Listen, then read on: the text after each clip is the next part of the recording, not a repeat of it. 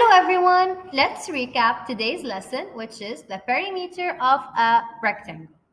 Let's dive right in. To begin with, what is a rectangle? A rectangle is a quadrilateral, which is basically a polygon made up of four sides, that has the opposite sides equal and parallel, and it has four 90-degree angles. Now, when I say that the opposite sides are equal, I mean that this side is equal to this side. And the upper part of the rectangle and the bottom part of the rectangle are also equal. Let's take this case. I have a rectangle with a length of 12 centimeters and a width of 3 centimeters. And I'm asking you to find the perimeter.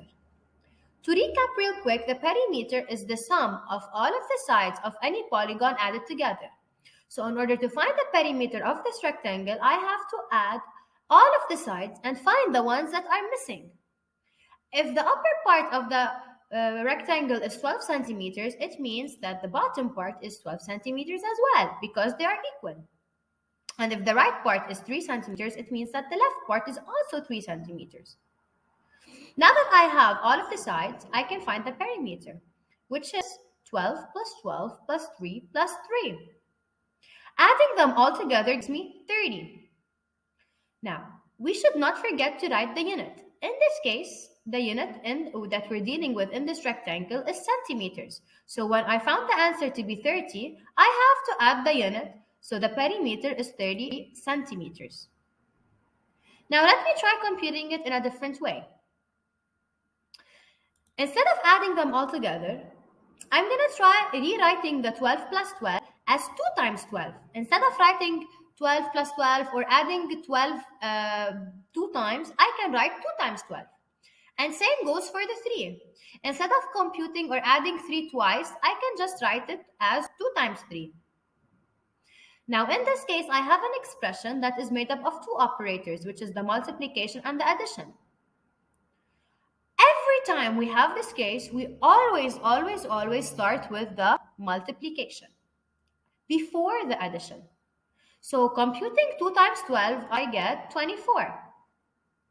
I drop the plus because I'm still not done yet. I have plus and the multiplication. The multiplication comes first. So I multiply before I add. So I just drop the plus and I multiply 2 by 3, which gives me 6.